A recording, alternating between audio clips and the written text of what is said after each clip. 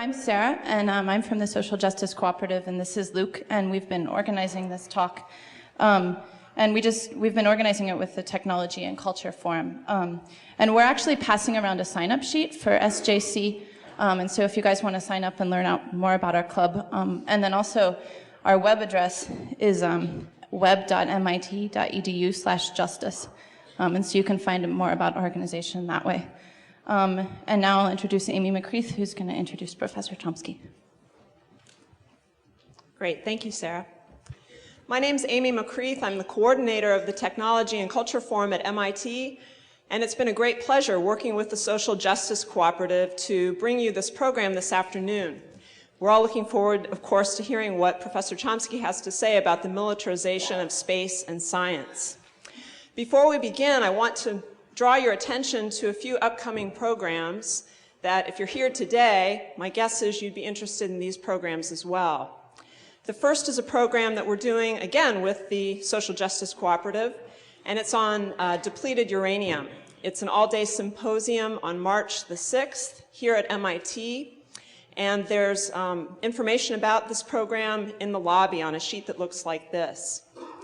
Also, on March the 31st, the Technology and Culture Forum will be putting on a panel discussion on the topic of evil.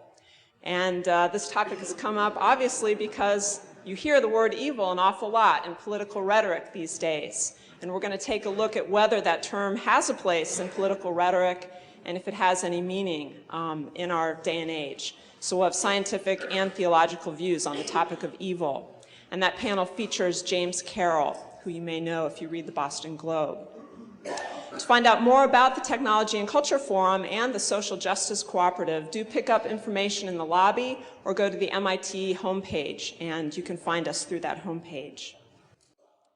I do need to cover a few logistical things before we get started today. Professor Chomsky is going to be speaking for about 45 minutes, and after that we'll have over an hour for questions from you. We do need to be out of the auditorium at about 3 o'clock. So we'll call things to a halt just before 3 o'clock. When we get to the questions, there are microphones set up in the aisle, in 2 aisles, and the lights will come up so you can find your way to them, and we'll just go back and forth from one microphone to the other. And we do ask that you ask a question if you come to the microphone, rather than making a statement. We appreciate your cooperation with that. We do have some people here this afternoon who have some clearance from us because they're with the press to take some flash photographs during the talk. But we'd ask that the rest of you respect the fact that lots of flash lights going off in Professor Chomsky's face is really fairly distracting. And so please do refrain from flash photography during the talk this afternoon. After our event is over today, if you want to review anything that you heard, or if you have a friend who couldn't come today who'd like to hear what Professor Chomsky had to say, you can refer them to the Technology and Culture Forum homepage, where they can click through and get to an audio archived version of this event. The talk will be audio archived at our page on the web, and you can listen to it in the future and refer others to it. Finally, we have a special award to give out today to the people who've traveled the furthest to be with us. Big fans of Professor Chomsky, who came all the way from Dublin. So please give a round of applause to Allison and Lee, who are here from Dublin for today's event.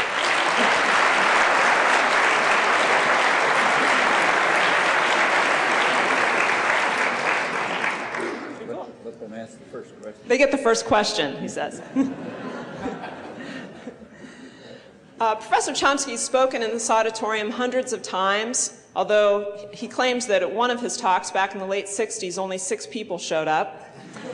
So it feels kind of funny introducing him, because most of you know an awful lot about him. But let me say a few words, just in case you missed something. Professor Chomsky is an Institute Professor of Linguistics at MIT. He's been here since 1955, sort of. In addition to being at MIT, he's also been all over the world several times, participating in all sorts of social actions and doing a lot of work on behalf of those who need to have someone help them find their voice and working for social change in so many wonderful ways. He's has an honorary degree from more than 20 universities worldwide, and in addition to transforming his field of linguistics, he's written over 30 books on social issues, political economy, corporate media, globalization, and all sorts of topics that we all care about very much. And for that, we're extremely indebted to him. If you go to Google and do a search on his name, you'll find that you get about 300,000 hits, compared to 3 million hits for Janet Jackson.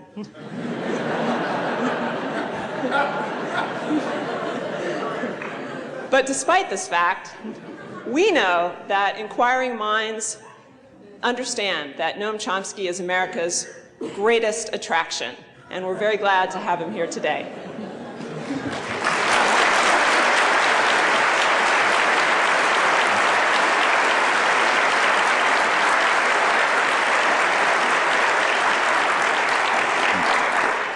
Well, actually, that reference to the talk where maybe a dozen people showed up, I might have been exaggerating, is rather relevant to the topic. This was actually in, I think, would have been about 1969 or 1970. At that time, MIT was close to 100% Pentagon funded, very tightly linked to the military in many ways, pretty conservative institution. Was changing, but it was pretty quiet. The topic that day was something that was about government repression, programs of government repression, which were far more serious than anything that's happening today, far more serious. But nobody cared much about them. That's why there were only a few people here.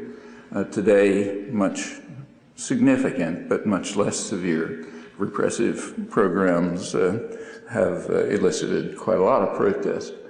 The immediate reason for that talk was the murder of a Black Panther black organizer, by a Gestapo-style assassination set up by the FBI.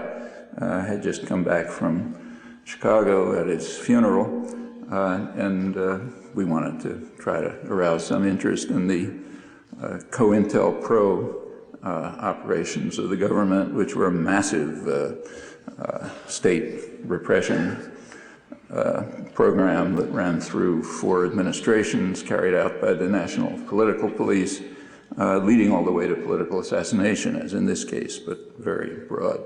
Anyway, nobody much was interested. If you go back a few years, that wouldn't be true today, I'm sure. Also, if you go back a few years earlier and you looked, say you walked down the halls at MIT, it wouldn't look at all like this audience today. It would have been polite, well-dressed, white males, period. Few scattered exceptions. Well, it's different now. It's a much more civilized place in many respects. And these are things that have happened all over the country, and they do indicate that things can change. In fact, right at about that time was the first time that issues of militarization of science, militarization of space was not such a big issue then, but militarization of science were just becoming a significant issue on campus. Significant enough so that the campus was virtually closed down for about 2 weeks during student activities, which began with a takeover of the student center and went on for a couple of weeks and finally led to a day in which the institute was officially closed in order to discuss the question of social responsibility of science and technology, which by then was a huge campus issue and a few years earlier had been non-existent. And it's led to changes. And the issues, I think, are very serious today, and it doesn't hurt to look back a few years and see how much has been changed, thanks to primarily student activism, which here, other places, and there's no reason to think that that process has come to an end. The student activism and the general activism, mostly young people, had a democratizing and civilizing effect on the society.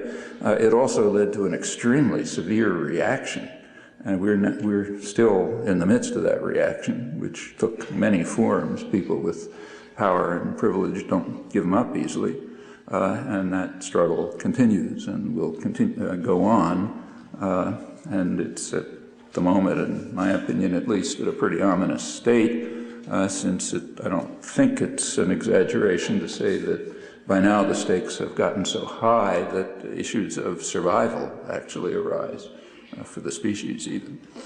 Well, let's, going to the topic, militarization of science and space, this in part has to do with issues of world domination, hegemony. In part it has to do with issues of the domestic economy and society. Militarization of science and space is extensively involved in both. So let me start with the economy and go on a little bit to broader issues of global dominance. If you want to talk about the economy, a good place to start is with the most respected expert, sometimes called St. Alan, Alan Greenspan, who presided over the economy of the glowing economy of the 1990s with great pride, and just gave his congressional review a couple of days ago, closely watched by financial markets, other businesses, economists, and so on. Detailed analysis of his picture of the state of the economy and what to do about it. What he described, I think, is pretty accurate, as far as I know. You can explain it in polysyllabic words, or you can put it simply, and since time's pretty short, I'll put it simply. The basic principle that he enunciated and that he understands is the basic principle on which the economy is based is that you have to make rich people happy and you have to make everybody else frightened. That's a crucial condition for what's called health of the economy. And if you take courses in advanced economics, they put it in different ways, but it's about what it comes down to. And Greenspan understands it very well. The logic is very simple. If you make rich people very happy, then maybe they'll invest some of their money at home, and maybe that'll trickle down to the rest of you, and maybe you'll have a job and have something to eat and so on. On the other hand, if rich people are unhappy, none of that happens because the society is very remote from a democratic society. Decision-making is highly centralized in the hands of concentrated wealth and privilege, and those are the decisions that matter. You can read it on the op-ed pages of the New York Times today in bigger words, but that's the essential principle. So if you're a homeless person in the street, your main goal has to be to ensure that the guy riding by in the limousine is satisfied, because if he is, maybe something will trickle down to you. What about the rest of the population outside of the... And the way you do this, as St. Alan explained, is by ensuring that the rich have no responsibilities, or very limited responsibilities to pay for what happens in the society. So, sharp tax cuts directed to the rich, other techniques of corporate tax evasion, and so on, a whole network of things like that. That makes rich people happy. So we have hope for a healthy economy. Everyone else has to be frightened. And St. Alan has been quite explicit about this in describing the health of the economy that he supervised over the past 10 years. Regularly in his congressional testimony, he's been saying that the economy, which he's very proud of, was working so well because, for one reason, because of what he called a growing worker insecurity. In more technical terms, that means a flexible labor market, which is supposed to be a good thing. growing worker insecurity. Flexible labor market means that you go to sleep at night, you don't know if you have a job tomorrow. And that's very healthy for the economy because if workers are insecure, they're not going to ask for decent wages, they're not going to try to organize, they're not going to try to get benefits, they won't care if corporations carry out illegal actions to undermine health and safety regulations or to prevent union organizing, as they were essentially authorized to do almost officially by the current incumbents in Washington during the Reagan phase. I mean, they may care about it, but they won't do anything about it because they're too insecure and too frightened. And that's very healthy for the economy. And it translates into economic consequences. So during the period of, this is what's called outside the United States, of the period of what are called outside the United States neoliberal measures. We don't have a word for it in the United States because it's better not to have a word for something that you don't want people to think about and discuss. So we have no way of referring to the economic policies that have been implemented in the United States and around the world in the past 20, 25 years. That's in part a reaction to the democratizing activism of the 60s. It's part of a way of trying to restrain it around the world. But what's called sometimes globalization or the Washington Consensus, neoliberalism elsewhere, those policies do have economic consequences. One consequence is that, and growing worker insecurity is one of the ways to implement them. There are other ways. The student debt is another way, for example. Students could be much more free to take time out for activism back in the 60s, but they're much less free today because of the disciplinary effect of huge student debt. That, I don't have to explain, poses a burden on limits on what you can do. It's the main purpose of it. That's why Tony Blair in England is now, the Labour Party is demanding private rise in tuition to go to the colleges. One reason is it keeps out the wrong kind of people, but a more important one is that it imposes discipline on those who do go through. They're going to end up indebted, controlled, not free, none of those dangerous things. And there are many other mechanisms. Eliminating constraints on financial on capital movement across borders is a major factor, also disciplinary. The neoliberal policies do have effects. They have been associated with slowdown of economic growth, growth productivity. In fact, most macroeconomic measures have declined for the countries that kept to those rules. The more they kept to them, the worse the effects. The few countries that escaped it just ignored the rules, like the East Asian countries for a long time. So that's one major effect, probably, at least associated with it. Domestically, the effects have been striking. For about 90% of the population, the lowest 90% of taxpayers, real income has in fact declined by about 7% from the mid-1970s when these policies were instituted until the year 2000, the last good statistics. That's pretty unusual in economic history for a long period of stagnation and decline for most of the population. In addition to that, work hours have increased, so the U.S. has by now the highest workload in the industrial world. Benefits, which were never very great, have declined, and a lot of other harmful effects that people don't like. Well, if they don't like the effects, they might do something about it. I mean, it is a very free country in many ways. It's not a very repressive state, can't be. Sometimes it can, but only if people allow it to be. They might do something about it, and that's dangerous. So you have to keep them quiet, and the best way to keep people quiet and passive, one of the best ways, is to just frighten them. So there's a constant effort It's been going on since for the last almost 25 years, roughly this period, to conjure up demons that are about to destroy us.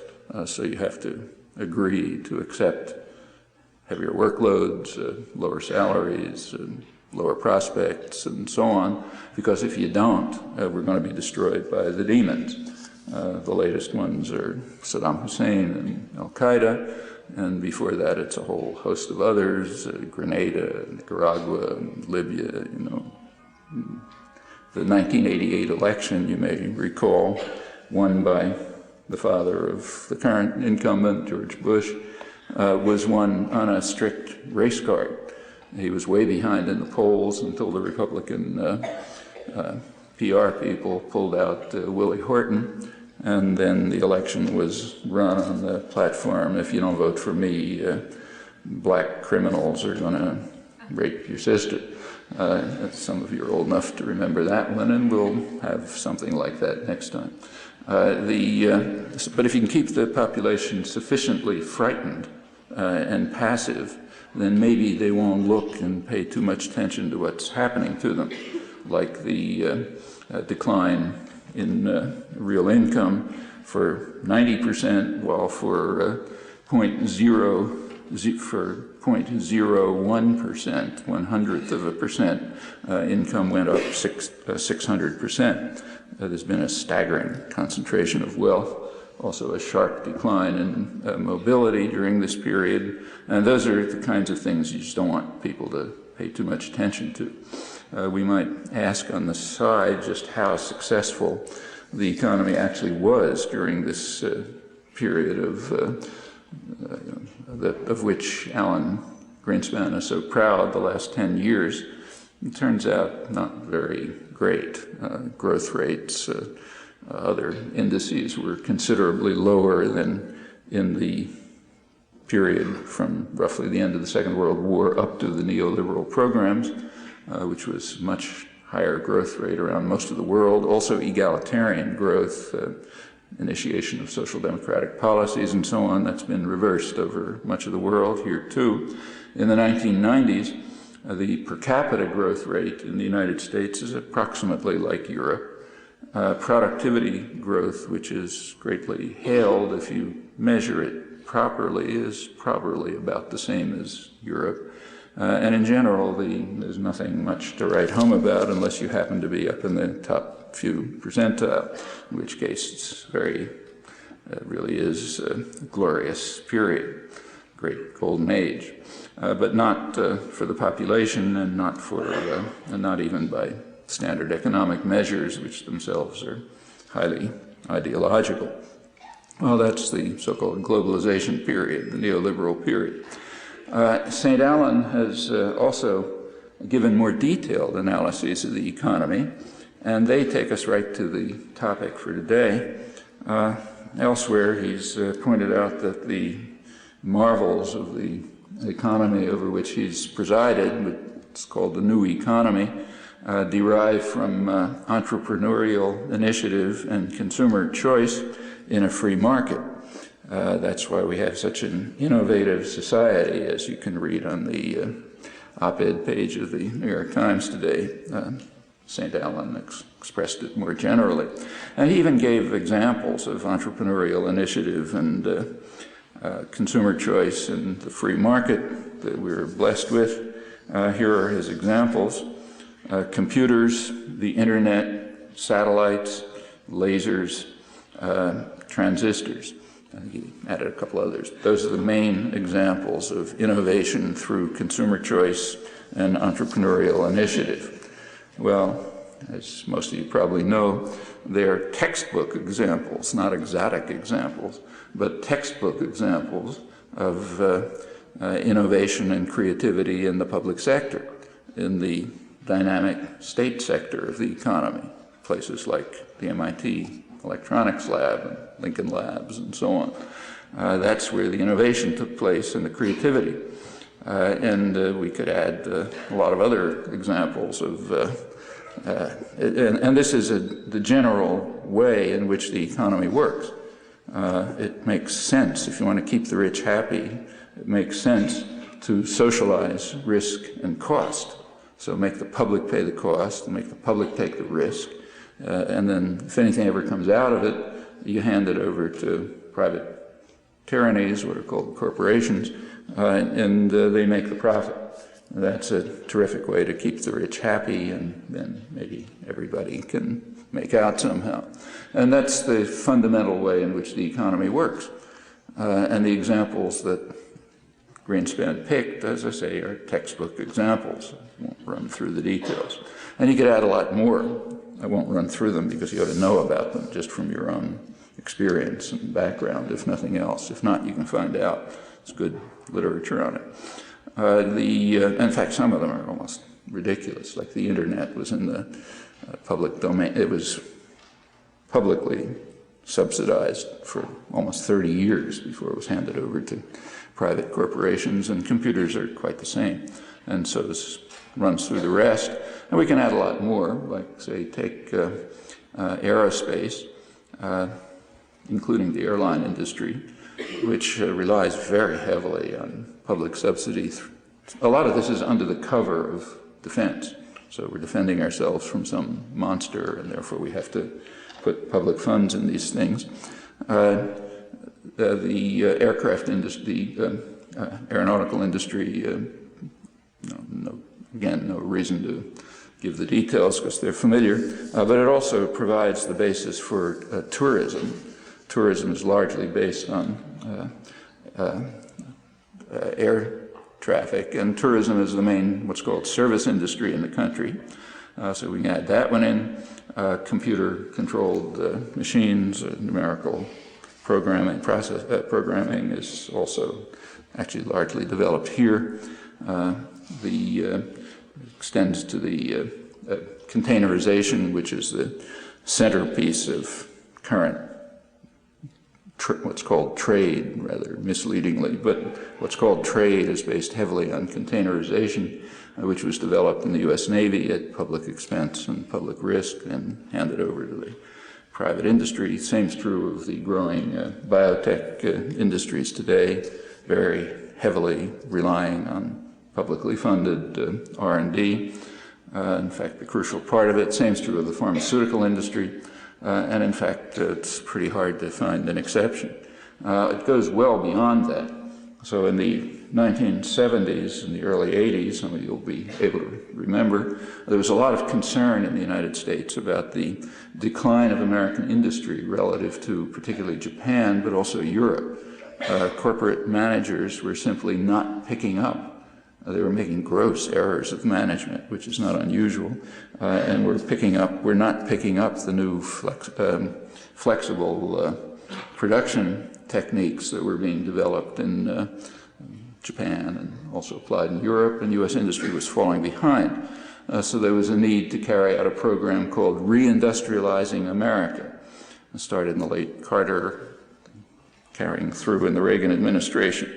Well, how do you reindustrialize America? The usual way. The Pentagon developed programs to design what they called the factory of the future, with high level of automation, taking over, borrowing. If the poor do it, we call stealing. If we do it, we call borrowing. The technology and management techniques that had been developed elsewhere. There was a program called ManTech, Manufacturing Technology, another called CAM, Computer-Aided Manufacturing, big programs, publicly funded, which taught corporate executives here how to carry out the kinds of programs that had been initiated and developed in Japan and Europe and elsewhere, and America was reindustrialized by the standard method. If you take a look at these programs of designing the factory of the future, same with numerical processing and most of the rest, they also involve a form of class warfare. They're designed in such a way as to increase the managerial control over the production process and to de-skill workers and machinists and others, and to reduce their control of the process. This was done even when it was counter to profit. It's well discussed in a book by Dave Noble, who was on the faculty here at the time, Forces of Production. I'm going to do it in detail. And it also increased the technological component, the capital component of manufacturing, decreasing and impoverishing the labor component. So it's a form of what you might call class war, conducted under the auspices of the military, and in this case without even much of a pretext of defense against anyone. Sometimes there's a pretext, like computers. Computers were developed mostly here, around here in the 1950s, under the pretext largely of air defense. We were going to defend ourselves from, airplanes. I was here at the time and remember those days, and the people working on the program, as far as I could see, thought that maybe the systems they were coming up with could defend the United States from a World War I bomber piloted by Snoopy with luck, but had nothing to do with the era of jet planes and intercontinental ballistic missiles and so on. But under that cover, the SAGE system and others, computers were developed. They were reduced to the scale where you could actually sell them. The first mainframe company, DEC, came out of that program. IBM was meanwhile learning how to shift from typewriters and data processing machines to computers, and so it continues. That was under a military cover largely. Sometimes in the early 60s it shifted to a space, actually late 50s, early 60s, to a space cover. So it was extremely important to put a man on the moon for no known reason other than to provide massive funding for a high technology industry. There was no other purpose. Putting a man on the moon you could get people excited about, and they'd watch television. That's the Apollo project. When people got bored with watching some clown stumbling around on the moon for no purpose, the program was dropped because it had lost its purpose. If you want to explore the moon, about the worst possible way to do it is to put a human being up there for obvious reasons. But it's a great way to pour money into high technology industry. This required, massive increase in computer ability and so on. So the right people got happy from it, while the poor people this time were, as long as they were willing to watch it on television, they were willing to pay for it. And there was also a story about competing with the Russians and so on and so forth. But that's pretty much that's the way the system usually works. Actually, if you look at Alan Greenspan's list of examples of the entrepreneurial initiative and consumer choice, there is one case that he listed that isn't a textbook example to prove the opposite, namely a textbook example of the role of the state-directed economy in socializing risk and cost. That one exception is transistors, and it's an interesting exception. If you look at it, it gives you more insight into how the so-called free enterprise system works. So transistors were, in fact, developed in a private corporation, AT&T, Bell Labs. And they were developed at first for scientific reasons, technological and scientific reasons. However, how was AT&T able to do this? Well, AT&T was a government, was a monopoly, granted monopoly power by the state. Being a monopoly, a state with power granted by the state, it was able to charge monopoly prices, and therefore it had excess. And it could use them to build a great laboratory, Bell Labs. When the system was broken up, the lab also shifted sharply towards more short-term applied projects. But back in the glory days, when it had state-guaranteed monopoly prices, it was able to do things like developing transistors and radio astronomy, developing information theory, and all sorts of things. It was pretty regular flow from here to Bell Labs in the 50s. By 60s, I also went down a number of times. Furthermore, Bell Labs, in developing the transistor, was using wartime technology. During the war, the Second World War, the United States had something pretty close to a command economy, which can be pretty efficient. And in fact, that's the fastest growth rate by far of U.S. In the history of the U.S. economy. Industrial production more than tripled, close to quadrupled, under state-directed controls. It was a very huge growth period. And the same was true in other countries like Germany, England, and so on. Furthermore, once transistors were developed, you had to sell them somehow. And there were very limited commercial applications for them. So they were then, at this point, another element of the state-directed economy enters, namely procurement. So procurement was by the military. In fact, as late as 1958, about 10 years after transistors were invented, 100% of the high-performance transistors being produced by Western Electric, the AT&T production outlet, 100% were being used by the military. And that gave the basis for figuring out how to design high-performance transistors, shot in the arm for microelectronics and so on, through military procurement almost entirely. And finally, as usual, they sort of fed their way into the consumer economy. But the fact is that in even this one case, which is not a textbook example of the state sector in innovation and production, even in this case, consumer choice was virtually zero and market entrepreneurial initiative was extremely low. In fact, throughout, we find that that's true. And it is understood. If you look at the technical literature, it's well understood that even after these innovations at public cost and risk do enter the market, it's a very restricted market. So I'll just quote, sorry for the big words, but I want to quote an actual description in one of the standard technological tech studies of what's called competing in electronics today. Points out that oligopolistic competition and strategic integration among firms and governments, rather than the invisible hand of market forces, conditions today's competitive advantage and internal division of labor in high-tech industries.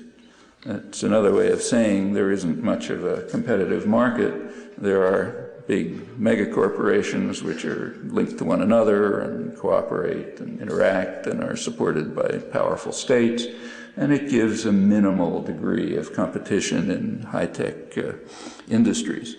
And that is the market. And in fact, it's pretty much the market in other things, too.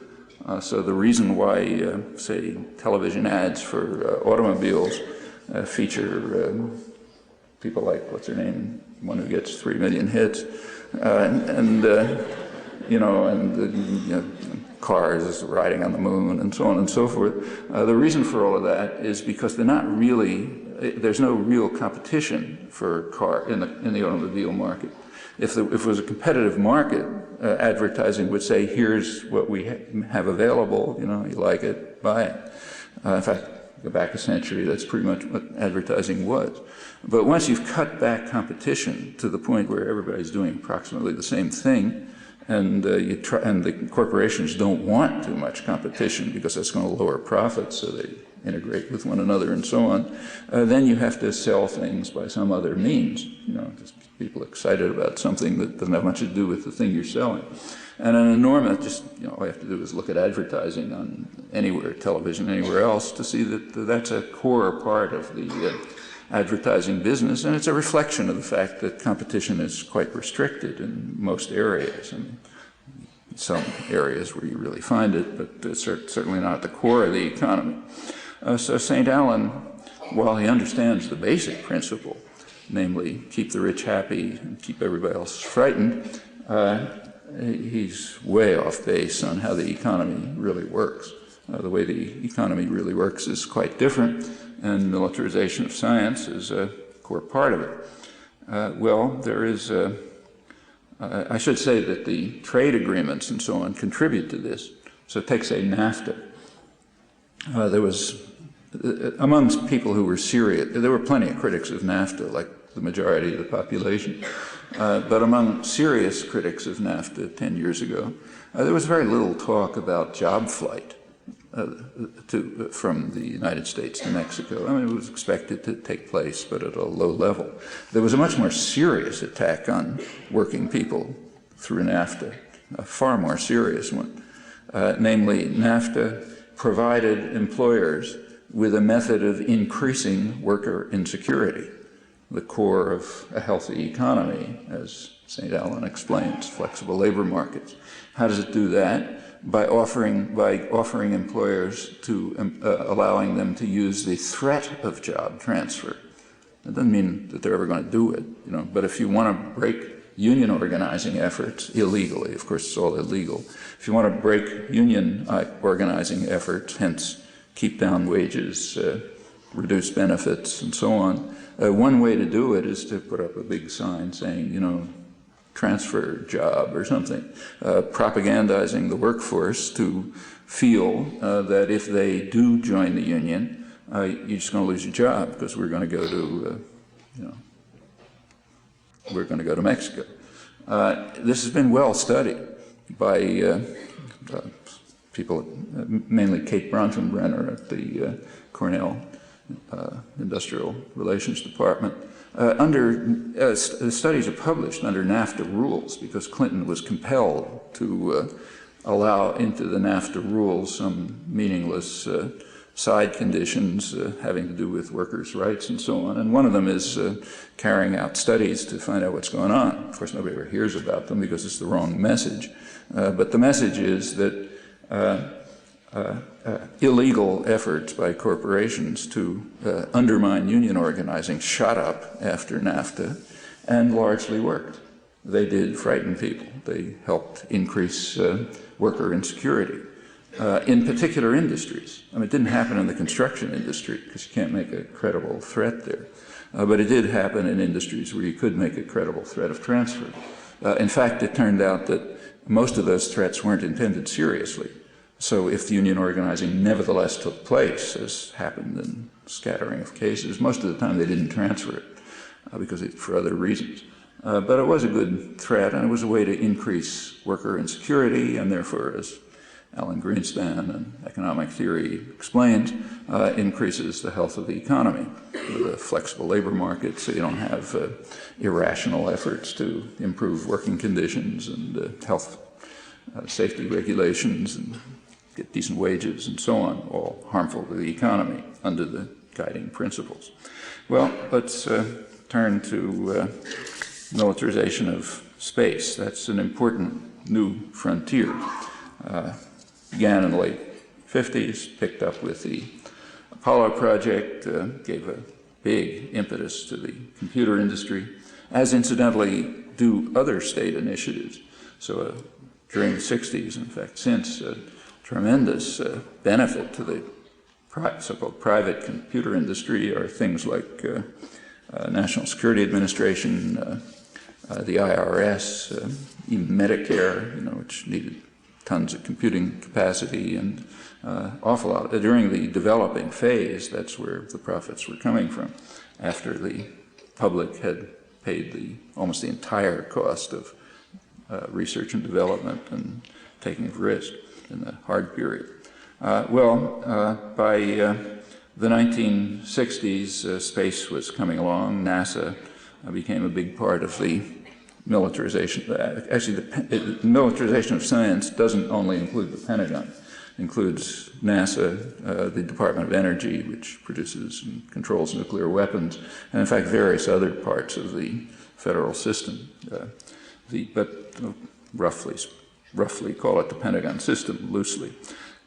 Just another point about this, I mentioned before at the beginning that if you go back, say, 35 years, MIT was almost entirely Pentagon funded.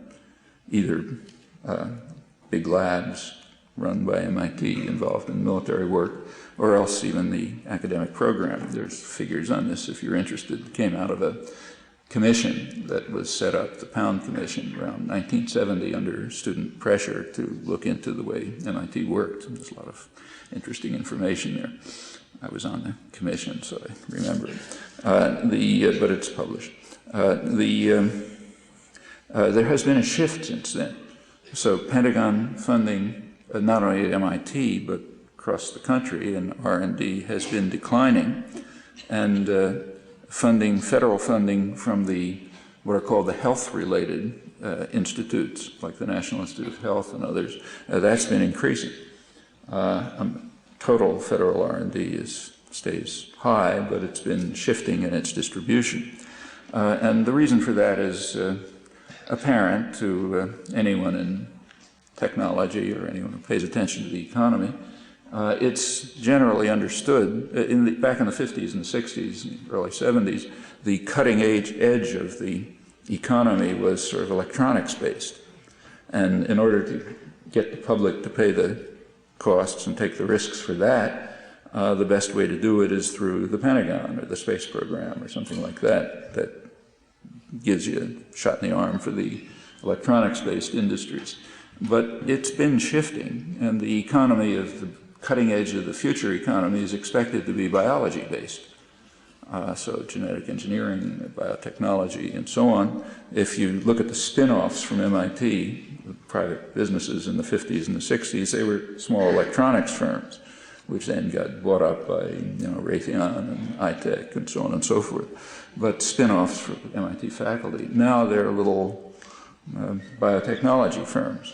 Take a walk around Kendall Square. And they'll get bought up if they get anywhere by the big pharmaceutical companies and industries, and that's where the future is going to be. So therefore you have to get the public to pay the costs and take the risks for the next phase of the economy, and therefore you have annual double-digit growth in the NIH budget and so on and so forth, and the funding places like this shifts too. Here there are other pretexts. It's not, by now you can also have a defense against the enemy pretext, for protection from bioterrorism and so on. But the main pretext has been we're going to cure cancer or something like that. Now, if you talk to the scientists working on molecular biology, and the Cancer Institute, don't really think they're going to cure cancer, but you can sell it to Congress and the public that way, and then go and do your work on big molecules and so on and so forth, which will ultimately have some kind of spin-off effect, it's assumed, and certainly contributes to science. But it's another form of public control. Incidentally, the fear of bioterrorism, which is now being stimulated as a way to get the public to pay for these things, is an interesting case, because just as in the case of the arms race of the 50s and 60s, government policies are increasing the threat of bioterrorism, pretty consciously, in fact. I'll come back to that. And the same was true in the 50s and 60s, when they were increasing the threat of nuclear war and missile attacks and so on. Those things go on in parallel, and it's, again, important to make sure that people don't think about them, though it's pretty close to the surface. I'll give some examples. So there has been a shift, to some extent, to biology-based industries, although the core advanced research program of the Pentagon, now DARPA, they're still, through the Pentagon, pursuing innovative efforts at the borders in the biology-based areas too, like neuroengineering, or there's now a program which is highly touted as what they call the future of warfare, which involves developing man-machine interfaces. Ultimately, they hope person-to-person interfaces. And it's, I don't know if it's going to be the future of warfare, as is claimed, but it's certainly exploring the borders of understanding in the neurosciences and related technologies, and therefore fulfilling the traditional role of DARPA, formerly ARPA, to get the public to pay the costs of the whatever is going to be the next phase of the economy. A lot of that's being done right here, in fact. Well, let's go to the exciting new frontier, space. In the 60s, it was under the cover of getting a man to the moon. By the 80s, people were bored with that, and the plan was SDI, Strategic Defense Initiative, Star Wars, informally, to protect us from all these guys who are going to be shooting missiles at us. This went on into the Clinton years. During the Clinton period, there were quite important studies produced, and they're public, so you really ought to read them. They should be front-page news. So about 6 years ago, there was an important study by the Space Command, it's now the Air Force Space Command, called A Vision for the year 2020. That was about 1997, so approximately a 25-year vision. And it's interesting reading. It's like a glossy pamphlet. It's meant, what they call it, it's like a PowerPoint presentation. So you have big pictures and graphs and all this sort of thing, and simple words, big print. But the basic story is not unreasonable and pretty straightforward. It gives a little bit of history. It says that if you look at history, countries, including the United States, had to at first develop armies to defend themselves. So the United States needed an army to defend itself against the indigenous population who we were exterminating as we expanded across the national territory, and to defend ourselves against Mexico, and we stole half of Mexico, and so on and so forth. For that, you needed armies, and also intervention, and so on. And then countries also developed navies, like, the British had to develop a navy to defend themselves against people in India and Africa and so on. And as they describe it, they're pretty frank about it. They say they had to develop navies to protect commercial interests and investment. And same with us. And now there's a new frontier, space, and we have to move on to control space in order to protect commercial interests and investments. Terms they use, quite frank, pretty accurate. How do we do this? Well, first of all, there's a background analysis, which has to do with so-called globalization, which is shared by the intelligence community. They've also put out long-term projections about the effects of globalization, and they agree with the military planners. They say that they think globalization is a wonderful thing. This means the particular corporate version of economic integration that's called globalization in the propaganda system. Has nothing to do with globalization. But what's called globalization, they say, is going to lead to a widening economic divide, economic stagnation in large parts of the world, unrest, violence, anger, much of it directed against the United States, increasing terror, probably proliferation of weapons of mass destruction. And because of these consequences of globalization, we have to have better ways to control the world. Navies and armies aren't going to be enough, but the ability to place highly destructive offensive weapons in space may be able to allow us to handle the effects of globalization and the widening economic divide and stagnation and so on, and bitterness and anger that it's expected to bring with it. And that's shared with the intelligence community. Other agencies of the Clinton administration, the Strategic Command, were meanwhile putting out quite important policy statements. They're first classified, then declassified for a couple of years. The most important one was called Essentials of Post-War Deterrence. Came out around 1995. Big reanalysis of how we carry out deterrence. Deterrence means aggression. Defense usually means attack in the public, if you translate words into their meanings. Deterrence means aggression and domination. So how do we handle post-Cold War deterrence?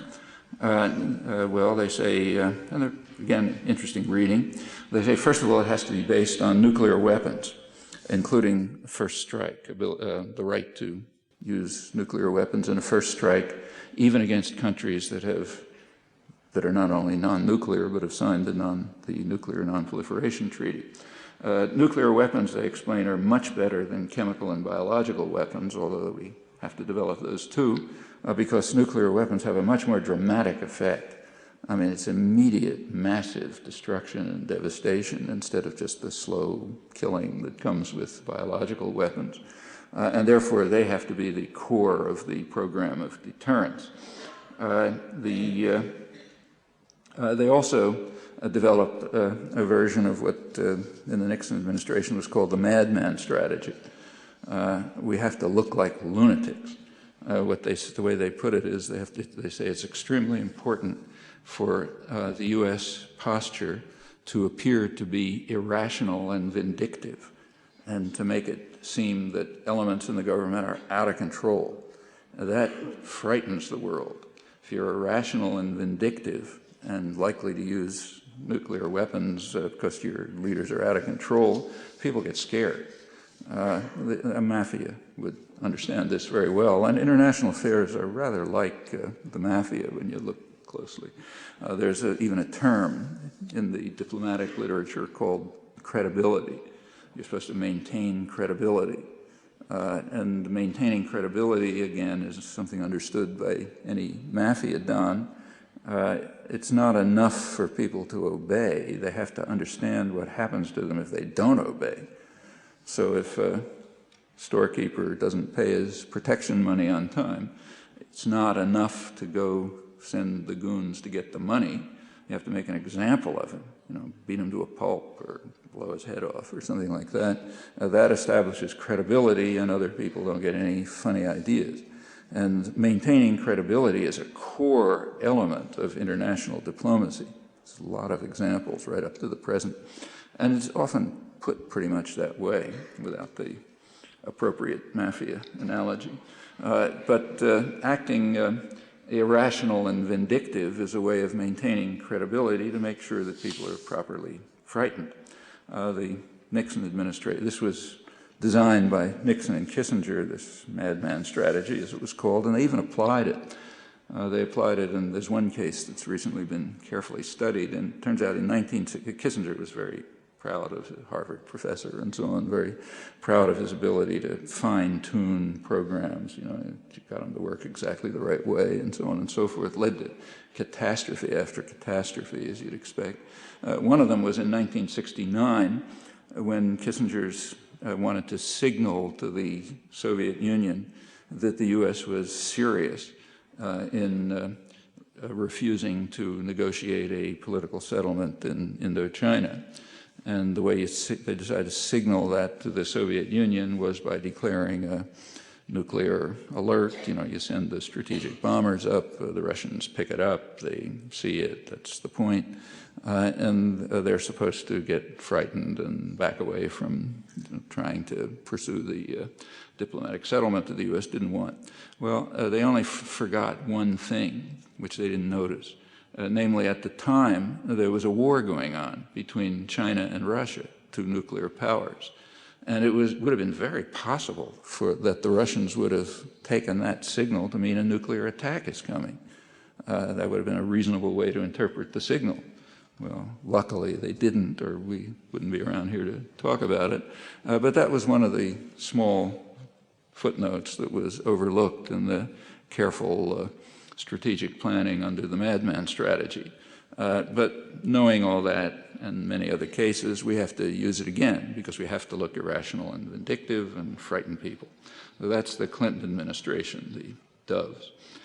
When we move on to the Bush administration, which is the old Reagan administration, remember, it's the old Reagan-Bush 1 administration, almost entirely, mostly recycled, more reactionary elements recycled. They've picked up the Reagan-Bush 1 programs. So even before 9/11, there was a very substantial increase in military spending, actually the greatest increase since the Reagan administration came in, which isn't surprising. Same people, same commitments. They're not conservatives. They believe in a very powerful, repressive state, very violent state, so mainly working for the rich. So you have to have a big increase in military spending, particularly 9/11 gave it a further impetus.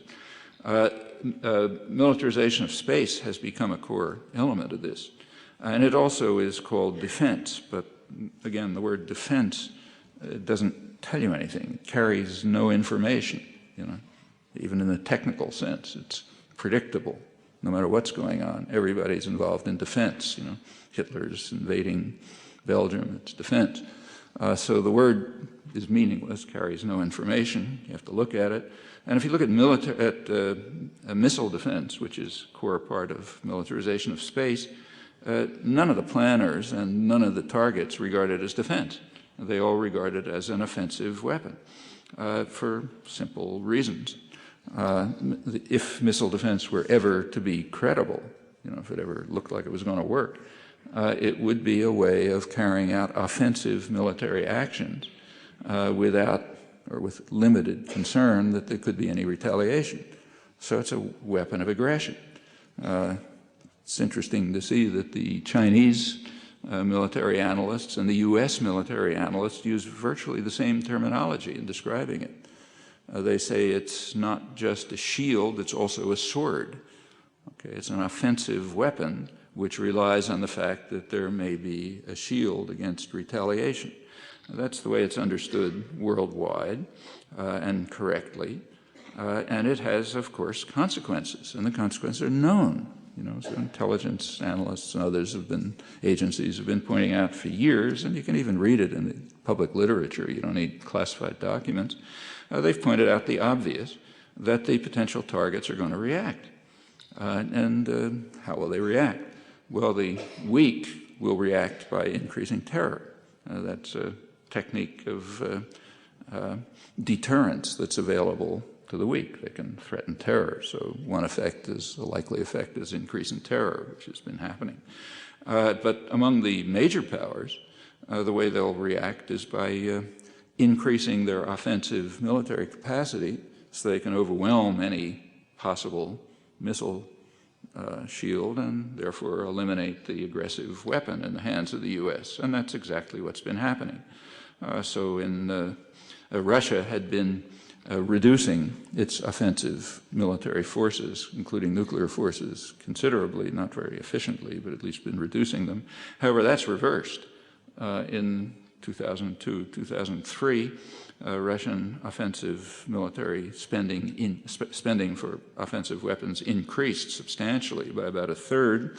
That includes nuclear-armed missiles on submarines and also intercontinental ballistic missiles on submarines, which are greatly increase the hazard to the United States. It's been going up sharply. Just last December, the Russians announced that they're deploying new advanced missiles, MIRV missiles, multiple warheads, which they claim to be, the most destructive and powerful in the world.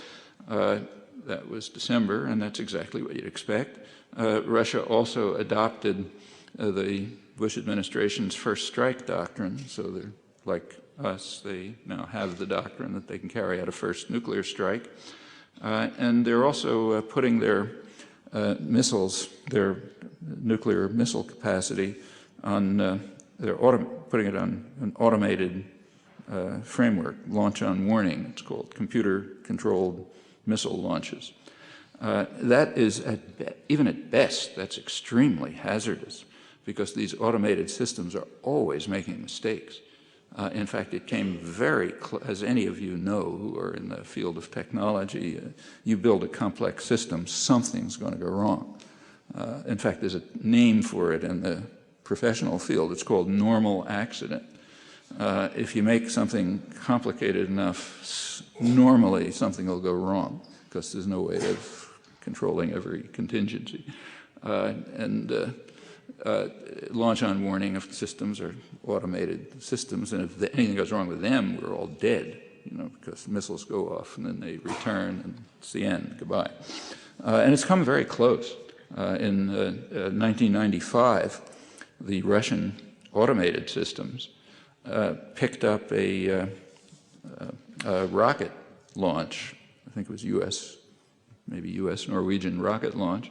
And their computerized systems determined that it was a first strike. They have a 10-minute gap before the missiles go off while they get prepared. And at 8 minutes into this 10-minute gap, there was human intervention. Somebody figured, look, this can't be a first strike, so they terminated it, and we were 2 minutes away from total destruction. As the systems get more destructive and more automated, that gap reduces. So you're increasing the probability of a massively destructive normal accident. Furthermore, since the Russians took over neoliberal policies in the 90s, the usual effects have taken place. Their economies collapsed, command and control systems have deteriorated, meaning they don't work anywhere near as well as they used to, which wasn't so great. And that again increases the risk, of course. That's exactly why the RAND Corporation and the Bulletin of the Atomic Scientists and well-known physicists concerned with these topics like Steve Weinberg have been warning that the threat of accidental nuclear war, which was always high, is now greatly increasing as a result of these the so-called defensive measures. That's Russia. China is, of course, doing the same. They recognize that they're the main target of all of this. So they're also increasing offensive military capacity. That means that India responds. They want to keep more or less equal to China, which means that Pakistan responds to the Indian threat, as you're now reading about that in the front pages. And it has a ripple effect beyond. At the other end of Asia, there's also a serious threat, which we don't talk about in the United States publicly because it's an offshore U.S. military base in effect, namely Israel. But the Strategic Command does talk about it. They're worried about what happens to the world, and and publicly they describe.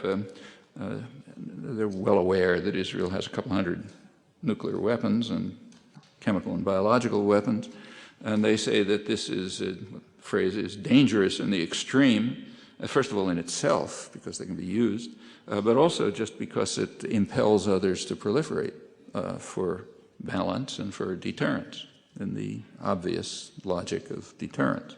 So it increases proliferation.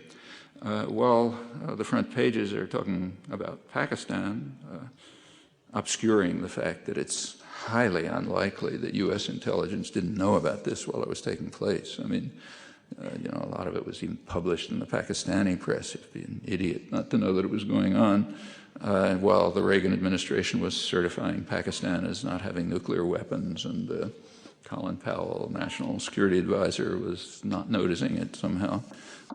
So, all right, let's say they somehow missed it. Anyway, it's been going on. But in the case of Israel, it may also be going on. We don't know, because it's not reported much. But there was a very ominous lead story in Israel's major newspaper, Haaretz. They didn't put it in the English edition, so it's only in the Hebrew edition, which describes but you can be sure Iranian intelligence and so on are going to be reading it. Described just a couple of days ago, it's a leak from the military, somebody in the military, and the leak says that the United States is providing the Israeli Air Force, that's U.S. planes given to Israel, like F-16s and others. They're providing, the U.S. is providing the U.S. advanced aircraft based in Israel with what they call, translation of it would be special weapons. Well, special weapons probably means nuclear weapons. There'd be no other, that's standard terminology. and that's the way it's going to be interpreted by other intelligence agencies, even if they don't know about it already, which means probably nuclear warheads for jet bomber missiles, which is a serious threat of proliferation if it's true.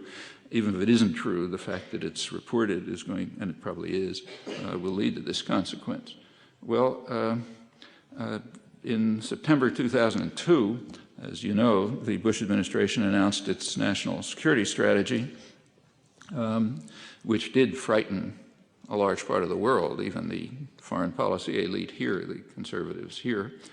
When you announced the strategy was we're going to control the world by force and destroy any potential challenge on the grounds that we're not allowing anyone to have weapons of mass destruction. So if they have them, we have a right to destroy them.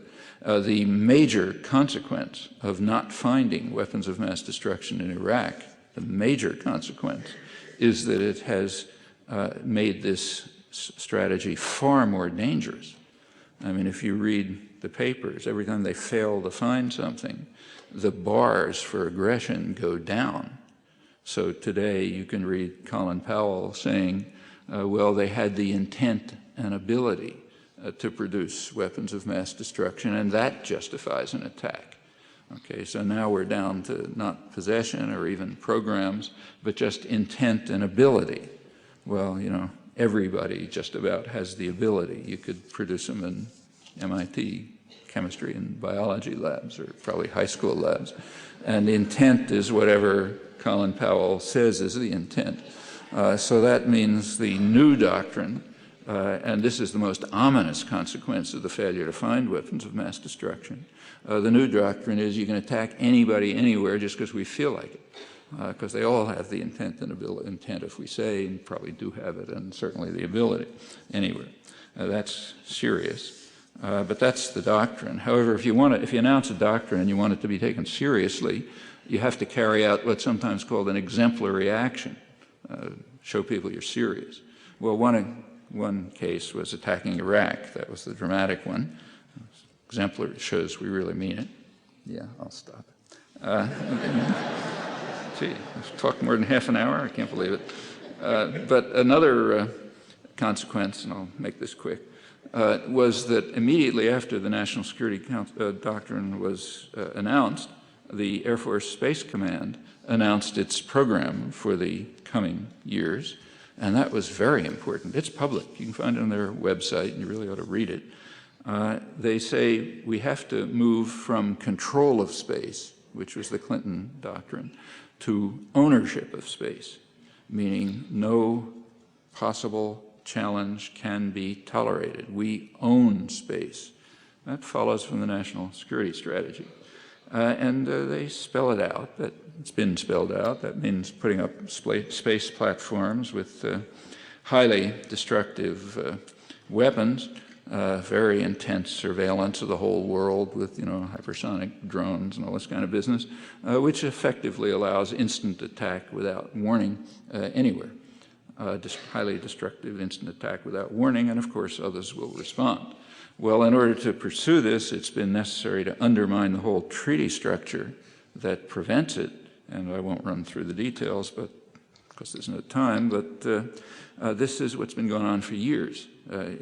Just last December, once again, the United States voted virtually alone, picks up Micronesia and Israel and so on, but essentially alone at the United Nations to prevent the comprehensive test ban treaty, to prevent reduction of nuclear weapons, to ban the militarization of space, and even voted against elimination of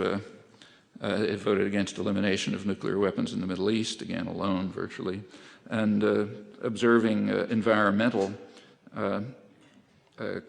conditions in arms control agreements. That one passed 156 to 1, and the other votes were more or less similar.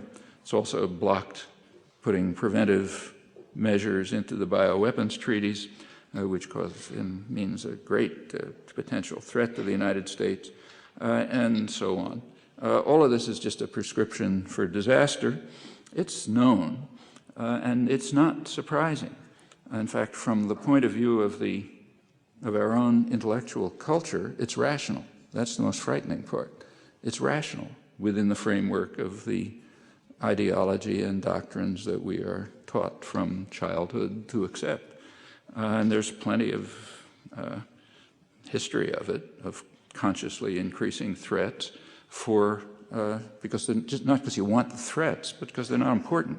You're supposed to be concentrated on being what's called a rational wealth maximizer. Short-term personal gain is what you're supposed to do. Nobody else matters. And that means your children and grandchildren don't matter. You just are a rational wealth maximizer. That's drilled into your head from television and infancy up to graduate school. You've all gotten it in one form or another. And it leads to a general, and it's built into the institutions. That's the way the corporate structure works, and has to. And it's very deeply rooted. It's highly dangerous. If it continues, it's pretty certain to lead sooner or later to a normal accident, some kind of total disaster. The optimistic side of it is that it means that people like you, people who are involved in science and technology, can play a significant role in reversing it, not just the policies, but the whole cultural framework in which it's embedded, and that has indeed happened. What happened at MIT 35 years ago is a good example. There are plenty of other possibilities. Okay, stop finally.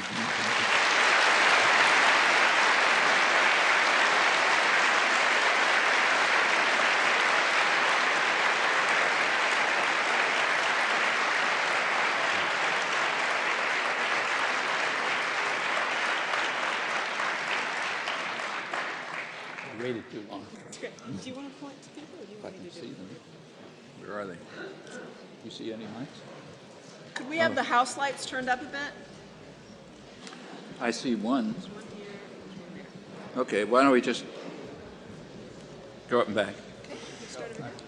Yeah. Whoever's in the front. Yes, my name is Bruce Gagnon. I'm the coordinator of the Global Network Against Weapons and Nuclear Power in Space. We have a table in the lobby.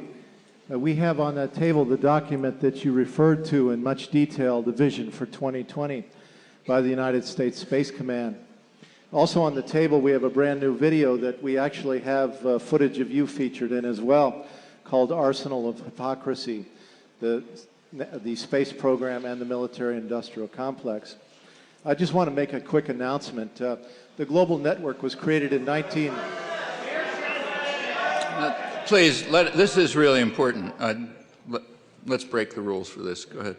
I should tell you that he's modest, but he's the person who's been spearheading the activity against this for years. So he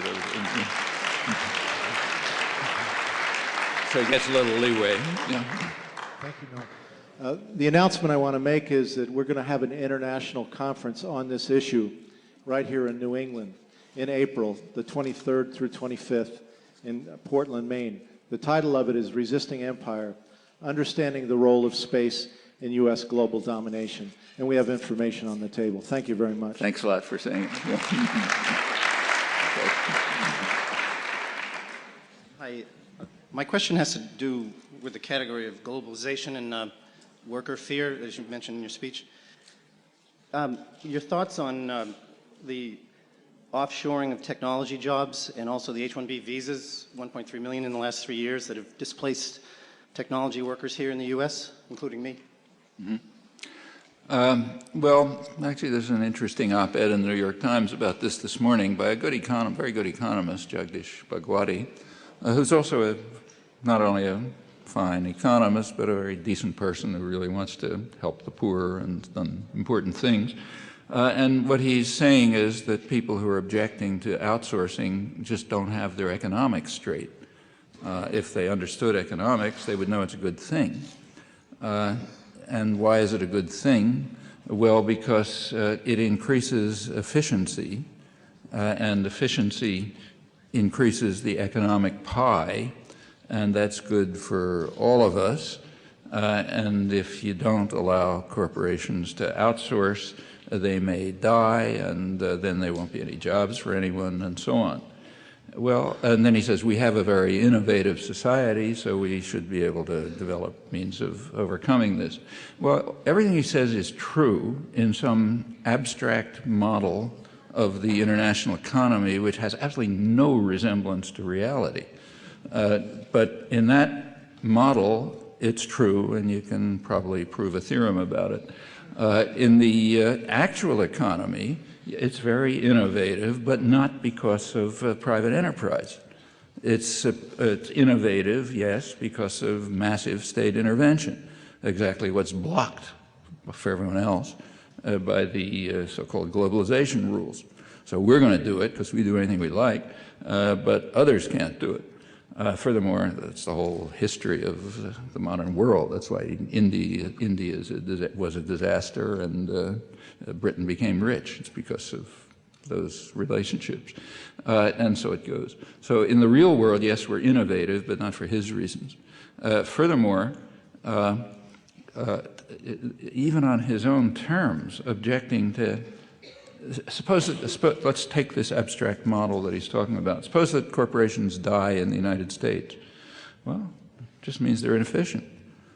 So that means that he and I and you can all get kicked out of our institutions because they're just not competitive, and we can apply for jobs as janitors at 80 hours a week, no pay, or get locked into factories and so on, by factories owned in more efficient places like Thailand and China and so on. Maybe that'll increase the economic pie, So why not advocate that? I mean, who cares if the corporations here die?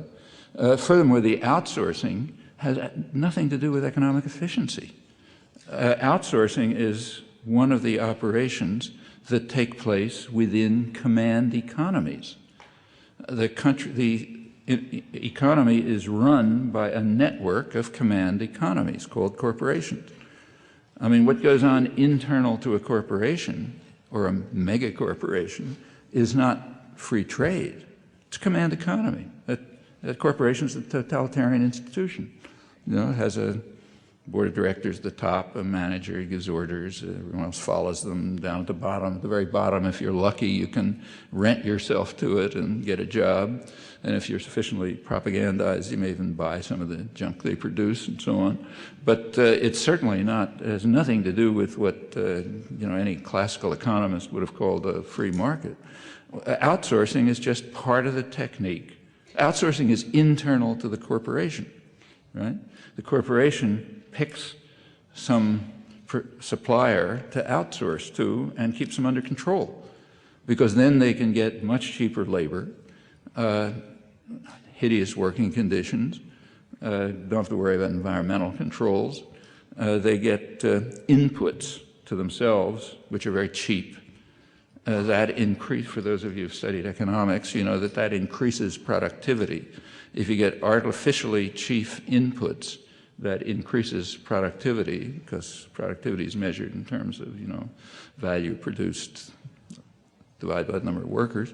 So you get nice measures of productivity, which have nothing to do with productivity. They just have to do with the fact that you've got 20-year-old women off the farms in China locked into factories and working until they die in a couple of years. That is very healthy for the economy. But it's all internal to big command economies. That's one of the reasons why the concept trade is so ridiculous. I mean, what's called trade would certainly not have been called trade by Adam Smith. Outsourcing happens to send goods across the border into the United States, but it's under the control of a command economy. In fact, a network of command economies, which work the way I just quoted, the oligopolistic competition and strategic integration. And the same is true of most of what's called trade. I mean, nobody really studies this much, so you don't have really accurate numbers. But if you take the numbers that are guessed at by economists who look at it, take, say, NAFTA. One of the great things about NAFTA is supposed to have been that it increased trade between the U.S. and Mexico. Well, it certainly increased cross-border transfers of material objects. But is that trade? Well, it depends, you know. It turns out that the percentage of interaction that's intra-firm, internal to a command economy, went from about 50% before NAFTA to about 2/3 after NAFTA. That's not trade any more than if GM shifts something from Indiana to Illinois, you know, happens across an international border so that you can take advantage of rotten working conditions and low wages and no environmental constraints, but it's no more trade than if the Kremlin moved something from, you know, Poland to Hungary or something like that. And in fact, it's very possible, if anybody ever bothered to study it, that actual trade has even declined since NAFTA. I mean, nobody studies it because it's the wrong questions to ask, you know, in the ideological framework that we're supposed to accept. But if you did ask it, you might very well find that, just as it turns out after NAFTA that, you know, another great thing about NAFTA for Mexico is that foreign investment shot up, which it did. But a little footnote is that total investment declined because Mexican investment declined even faster than foreign investment went up for the simple reason that Mexican businesses can't compete with highly subsidized U.S. Corporate systems. So when you go back to the outsourcing story, it's just, you know, in an abstract world, what he's describing is true. In the real world, it just has nothing to do with what's going on. Should we approve of it? Well, you know, that's not the only question. There are other options. For example, another option is to work to improve working conditions, labor standards, environmental conditions, and so on in the places to which they are outsourcing. Okay, that'll tend to equalize the conditions. Is that a utopian measure? Not at all. It's been used. You take a look at the European Union. Before the European Union integrated, substantial efforts were made and substantial costs were assumed to raise the level of the poorer countries, Portugal, Spain, and Greece, to raise labor standards, raise wages, improve conditions, enough, and get to the northern standards, but enough so that when they finally integrated, there wasn't a very severe blow against the wages and living standards of northern workers. Well, that's because they have a kind of social market economy and a more or less functioning democratic system. And the same could have been done with regard to NAFTA. In fact, it was proposed by the U.S. labor movement, but never entered the discussion. And the same, because, you know, corporate media are against it and the elites are against it. And the same could be true of the whole outsourcing story. So there are other options. It's not either let the command economies maximize their own profit and power, or else, you know, you don't have a job. There are other options. I have a question with respect to activities here at MIT. Pardon? I have a question with respect to activities here at MIT. What is your I can't hear very well. What is your opinion on the Institute of Soldier Nanotechnology here at MIT and its on the Institute of Soldier Nanotechnology and its Soldier Design Competition, which tries to involve undergraduate students into military-related research? Well, I don't know enough about it to say. I mean, I would not want to comment on things I don't know about. I mean, so what this institute is doing, I don't know. I mean, I do know what was being done in the parts of MIT that I'm familiar with, starting with the electronics lab in the 50s and up to the near present, but not that one. So you have to ask, what are they doing and why? And that requires knowledge of, you know, the details of what's happening. So you probably know, so why don't you answer the question? Oh, sorry. I mean, you really have to know. You can't just, you know, have an opinion off the top of your head. Yeah. No, sorry. And it probably is worth looking into.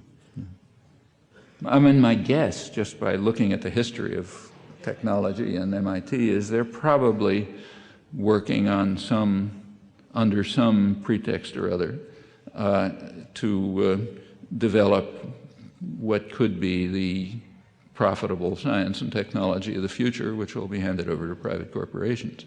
At least that's the tradition. If this breaks the tradition, it'll be interesting. Thank you very much, Professor. I'm Vajiha Malik. I'm MIT alumni. So it was a little awakening for me that US economy works by keeping the rich happy and the poor frightened. But I was just wondering that with capitalism defined as the world order of today, is opposite ever possible, like keeping the poor happy and rich a little bit frightened? First of all, you know, what we have today doesn't remotely resemble what's supposed to be capitalism. Capitalism is supposed to be what Jagdish Bhagwati was discussing in this abstract model he had in mind in the op-ed this morning, and what you study in neoclassical economics with you know, free markets and entrepreneurial initiative and consumer choice, what Greenspan's talking about, but we don't have anything resembling that. I should say that even that one quote I gave about I can't even say it, oligopolistic competition and strategic integration, et cetera, it said that that's what we have, not the invisible hand of the market. Well, I don't know how many of you have ever read Wealth of Nations, you know, the famous, which you're supposed to worship at. But the phrase invisible hand does appear in Wealth of Nations exactly once. And it's an argument against what's now called globalization. It's an argument against free movement of capital. Smith argues, a bad argument, that although it'll be very harmful to England, what he cared about, it'll be stopped by an invisible hand because merchants and manufacturers will have a home bias. They'll prefer to invest at home, so don't worry about it, even though it's dangerous. That's the one use of the term in Wealth of Nations. And you know, so what we have is nothing like capitalism. But can we have a system in which the poor benefit and the rich don't have to be made happy? Yeah, why not? I mean, you know, it's not a law of nature that the economy, hence most of the society and the political system, are in the hands of high concentrations of capital, which are granted by the state. They're granted by state power, enormous rights. You know, the rights that are granted to corporations are an incredible blow against classical liberalism and classical economics. I mean, you know, Adam Smith would turn over in his grave to see what's been granted to these basically totalitarian systems. I mean, they have been basically granted the rights not only of persons, which is outlandish, but of pathological persons. They are required by law to be utterly pathological. I mean, it's a legal requirement, deeply embedded in Anglo-American corporate law, that the managers of corporations must be brutal. They must be the kind of persons who we would lock up if they were flesh and blood. They've got to, they are legally required to maximize profit and market share and not to do anything decent. The only exception, and this is a long history of corporate law, is they're allowed to do something decent if it's hypocritical. So if a pharmaceutical corporation wants to improve its image, you know, by giving free drugs to people in Africa or something, it's allowed to do it as long as it's pure hypocrisy. That is, it's a way to improve your image to increase profit. Otherwise, it's legally culpable. You know, you're much more likely to get thrown in jail for that than you know, Enron-style corruption, because that's really the core of the system. Well, you know, that's just it's not even legislation. These are just decisions by courts, you know, which have become the core of law. Do we have to accept that? I mean, it's like saying people had to accept Bolshevism or fascism or other kinds of totalitarianism. Of course not. Yeah. My question is about a recent Left Hook article or interview that was just published online, and it seemed to me like you came out sort of in favor of a kind of anybody but Bush policy strategy for voting. But I feel like, and I asked this question in the most comradely way because you inspire me and whatever. And I think we're in this together, of course. But I mean, when you're talking, you kind of homogenize the administrations, and you show the continuity but in U.S. imperialism and, you know, in domestic policy. I mean, you don't even quote the hardliners, right? That's like almost, you tend not to quote like the hardliners. You tend to quote people like the hardline people, like the really far right people, you know. You quote the Doves and stuff like that, who tend to be like Democrats and so forth. And you've mentioned that there has been progressive change, but that, I mean, generally, it's come from below, like movements in the 60s and so forth. I guess I don't feel like the Democrats could possibly represent an alternative to, you know, someone like Bush, and I think that change should come from below, and we need, you know, a third party. You know what I'm saying? Like, I'm sorry. I guess I just even in the here and now, you know, like. We need to be working for an alternative, and that alternative is not the Democrats. You know, it's been the Achilles heel of the left. I think if you read that interview, it says the same thing. I mean, the reason I quote the Doves, like I quoted Clinton today, not Bush, you know, or not Wolfowitz and so on, is precisely to show that the spectrum is quite narrow. Okay. In fact, the spectrum is pretty narrow, but a spectrum is not zero. You know. There are differences within it. And even though those differences are not enormous, in a massive system of power, changes in decisions within a narrow spectrum can translate into huge effects for people. So in my opinion, I mean, these guys now in office, the people around Bush, who are basically the more reactionary elements of the Reagan-Bush 1 administration, they are, I think, extremely dangerous. They've told us what the programs are, and they're implementing them. They want to roll back the achievements of popular struggle for the last century. They want to roll them back and try to remove them irreversibly by institutional change. And they want to dominate the world by force in a very frightening way. Well, that's different from the policies of the political opposition. And those differences, I think, matter. Does that mean we shouldn't be trying to work for alternatives? Not at all. I mean, to say, look, I'm going to make a rotten choice in the short term doesn't mean I shouldn't be working for better choices in the longer term. So crucially important in the United States, in my opinion, is not so much a third party as developing a democratic culture. That is a culture in which there really is the possibility of participation in decision-making. That's important. And we ought to be working on creating that, whether it's called a party or something else, all the time, irrespective of what decision you make in, you know, when November or whatever it is comes around. So I don't think there's any contradiction between what you're suggesting and what I was saying, and I believe in the interview I at least tried to make that clear. There is a choice to be made about which, who's going to have their hand on massive political power.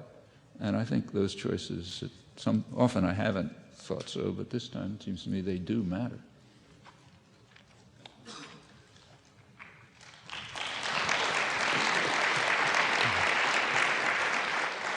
Thank you very much. No, this is a joke. Professor Chomsky, thanks. And one very quick question, then one more real question. The first one would be on the incident that you mentioned in '95, the missile where they were 2 minutes away. If there's a source, you know, for further information on that. Oh, yeah. It's public information. It was January 1995, and it's you know, publicly. I don't have it offhand in my head, but I can find a source for you. Not hard to Nuclear find. Policy Institute. They have a source. Yeah. What Nuclear Policy Institute. I was just told has it documented. Okay, great, thanks. And then the other one is, you know, on the socialization of risk and Cost. And cost, exactly. Yeah. I think a lot of us here who hear you talk are then have the task of leaving and trying to gently bring people around to understand some of these issues. So with that in mind, I was hoping you could sort of flesh out a little bit. For me in particular, it comes up with the biotech and the pharmaceuticals. Yeah. Maybe if you could take the case of the AIDS drugs and how, you know, there's this quote unquote moral impetus to lower the cost for poorer countries. Maybe if you could explain a little bit how this funding really was public. Yeah. Well, I mean, there's very little careful economic analysis of this. The only serious study I know of the pharmaceutical industry and its reliance on public funding is by a very good economist named Dean Baker. It's about 3 or 4 years ago, he did the obvious analysis, which everybody should have done all along and still should be doing. The pharmaceutical corporations make huge profits. And they claim that they need the profits because they innovate, and that's how you get drugs and so on, make the rich happy, something will work for you. Well, he raised the obvious question. He said, how much of the R&D for the pharmaceutical companies is publicly funded? Okay, and suppose we just increase that to 100% and then force them to go on the market with their drugs. Okay, like let's say we believe in capitalism, just for the fun of it. So we say, well, he did an analysis, and it turned out at the time he was writing that roughly 40% of the R&D was public, which is a very serious underestimate, as he points out, because the corporate part of I&D a lot of it is just pure waste. I mean, it's copycat drugs and other marketing things, And of course, this excludes altogether the basic biology, which is all publicly funded, on which everything rests. But even taking that underestimate, let's say it's 40%, he said, okay, let's raise it to 100%, so that eliminates the excuse that we have to have huge profits. And then let's make them work on the market, sell their drugs at market prices. And he estimated what the likely benefits to consumers would be, and it's just astronomical. I mean, it was something like 50 times the total anticipated gains from the World Trade Organization. Anticipated gains were mostly faked. Some huge consumer benefit. That's one of many indications of how highly inefficient the corporate system is. Now, let's go on to there's much more than that. I mean, every day, as good economist Jeff Sachs has pointed out, every single day in Africa, thousands of children, maybe 5,000 or 6,000 children, die every day from easily preventable diseases. Easily preventable. We could stop it with a couple of cents, pennies, really. Well, that's a couple of 9/11s every day, just among children. Okay. Why don't we do it? Well, because of what's called the 90-10 rule in the pharmaceutical industry, the health industries. That 90% of the research and development goes for 10% of the so-called diseases. Some of them aren't even diseases. It's like having too many wrinkles on your face or something. But there's huge amounts of it is a quasi-market system, which means the decisions of the corporate executives, who are by law necessarily pathological, that's required, must be to produce things that will sell on the market, which means to rich people. Well, those thousands of children who are dying every day in Africa don't have any money. So therefore you don't produce the drugs that could save their lives. What you do is produce things that'll reduce wrinkles for rich people, because that's where you make money. And that's a legal requirement.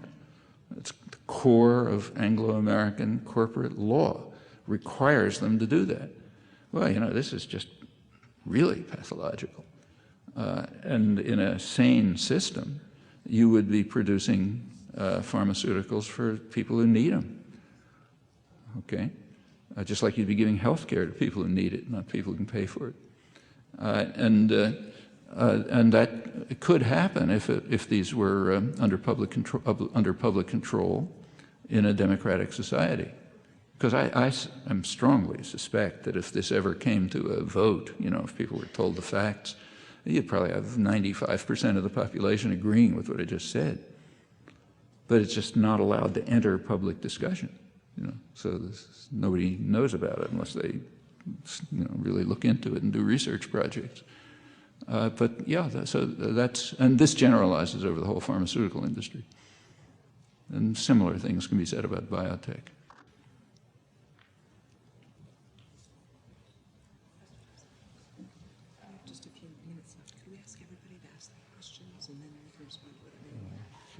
I'll try to keep the answers clean.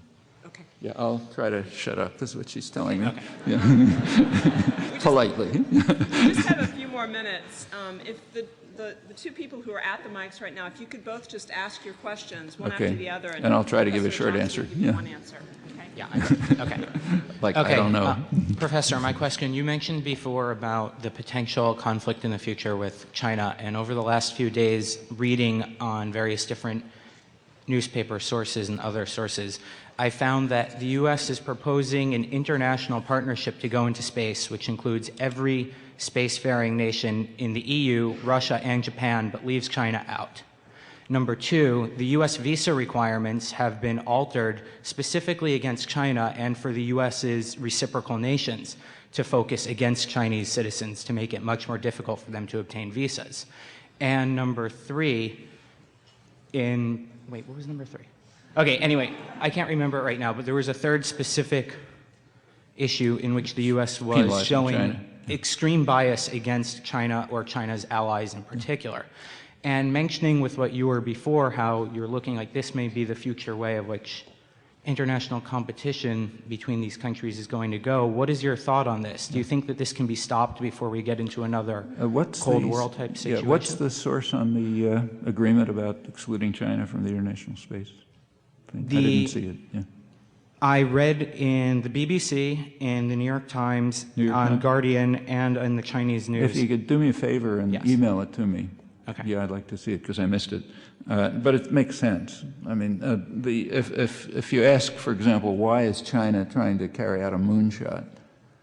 I mean, I don't know what's in their heads, but I think a possible guess is that they are challenging the U.S. doctrine of ownership of space. You know, they're saying, no, we're not going to allow you to own space. A moonshot, you know, undoubtedly is going to be part of the militarization of space program. And they're saying, well, you know, you're not going to get a free ride. The U.S. is very much worried about Northeast Asia for very good reasons. Northeast, not just China, also Japan and South Korea and so on. Northeast Asia is the most rapidly, it's the most dynamic economic area in the world. It's growing much faster than anywhere else. It's got a GDP well beyond that of the U.S. It has major industrial economies, Japan and South Korea. China's growing, has plenty of resources in eastern Siberia. A lot of the jockeying in the Middle East now, but which way the pipelines go and so on and so forth, has to do with this. Has to do with the U.S. trying to maintain control over energy resources so that Northeast Asia doesn't have its own independent resources, and they have plenty right in the region. So that's a major area of potential conflict, and China is right at the heart of it. On the other hand, the U.S. is ambivalent towards China, because on the one hand, it, strategically speaking, it regards it as a potential threat. I mean, on the other hand, for Walmart and Dell and so on, China is just a gift. I mean, it has super cheap, hopelessly exploited labor under miserable conditions, rotten human rights laws, and so on and so forth. So that's just perfect for investment or for getting cheap goods for Walmart and so on. So there's kind of a split. I mean, what's called the Chinese economy is very largely foreign-owned, mostly by overseas Chinese, in Taiwan, Hong Kong, and so on, but also by U.S. corporations, big ones, Microsoft, Dell, so there's a kind of a split, and it's hard to know which way it'll go. The U.S. is trying to get China to open up. China has not followed the neoliberal rules, and like other countries that haven't followed them, it has developed. But there's a big effort being made to compel it to do so, which would mean, for example, to compel it to open up its financial institutions to U.S. takeover. That was the third one? Yeah. U.S., yeah. They want them to fiddle with the exchange rate, but more fundamental than that is to let U.S. banks take over the Chinese financial system. Once you succeed in doing that, a country has lost its sovereignty. I mean, that's why they forced that on Iraq. They got to allow the whole thing to be taken over by U.S. institutions. And it's not clear that China will agree to that. And that's a major source of conflict. I think you're right. Last question, I'm afraid. Quick question on the UN. Kofi Annan and others are now stating the need for urgent reform of the UN in light of the Security Council's recent behavior. And I wondered if you could deconstruct that for us. Look, there's a basic problem about the UN. There are a lot of problems about too much bureaucracy and corruption and this, that, and the other thing, but there's a fundamental problem. And that is the UN can only act insofar as the great powers allow it to. And that means primarily the United States. So the UN can act if the US authorizes it and cannot act if the US blocks it. That's why it is so important that for the last about 40 years, since the UN sort of fell out of control, the US is far in the lead in vetoes. Britain is second, and nobody else is even in shouting distance. That's because the US and its British, whatever you want to call it, partner is the technical term, just will not permit international institutions to interfere with their plans. And that's the core problem at the UN. Everything else is significant but peripheral. But that's a problem that has to be solved here. You know, they can't solve it at the UN. What do I mean? What does Kofi Annan mean by reform? Yeah, it's probably right. You know, the UN is extremely corrupt. There's too much bureaucracy. They waste money, all kind of things wrong with it. So there's plenty of room for reform, just like there is in the city administration in Boston, I suppose. But all of those reforms are marginal as compared with the crucial fact that the UN cannot act except as authorized by the United States, and that's our problem, yours and mine. We're the only ones who can deal with that problem, not Kofi Annan. Just to give you an illustration, one simple illustration, you remember when the International Tribunal for Yugoslavia was set up, it looked for about 30 seconds as though it was going to investigate NATO war crimes in the bombing of Serbia. It was a very brief moment when they indicated they might look at that. Well, they were quickly called on the carpet by the State Department and said, none of that business. But more interestingly, there was a U.S. congressman, I forget who, visiting in Canada at the time, and he was interviewed by the right-wing national press, the National Post, and asked the chief judge was Canadian at the time, what would happen if how would you react in Congress if the tribunal investigated NATO war crimes? He said, simple, we'll take the UN buildings apart brick by brick and throw them in the Atlantic Ocean. Well, the East River, I guess. Yeah, that's basically it. And as long as we permit that relationship to exist, the UN can't reform.